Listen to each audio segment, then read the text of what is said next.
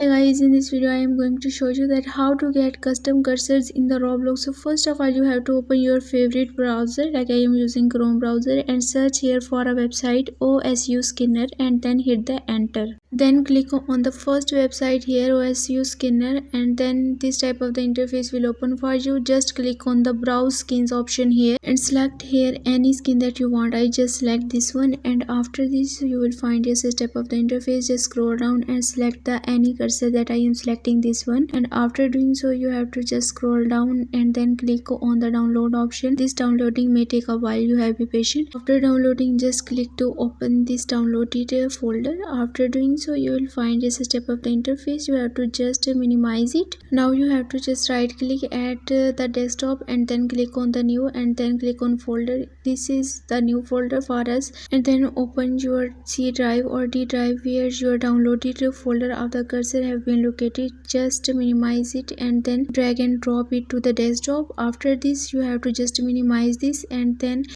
drag this file into the new folder that we have created. Double click to open this folder. After this you have to just right click on this cursor. As this is a zip file, we have to just extract file, and after this just and then click on display file in Explorer and then click OK, and it will automatically open the cursor here like this. Now you have to just minimize this window here. Now we have to just right click on this cursor and just copy it, and then again right click here and paste it in. Then you have to just drag and drop one cursor from here to the desktop. After doing so you have to just move to the next step, which is that you have to just right click on this cursor again and copy it again and paste it here for 4 times. After doing so you have to just rename all of these cursors, like cursor 1, cursor 2, cursor 3, cursor 4 and cursor 5.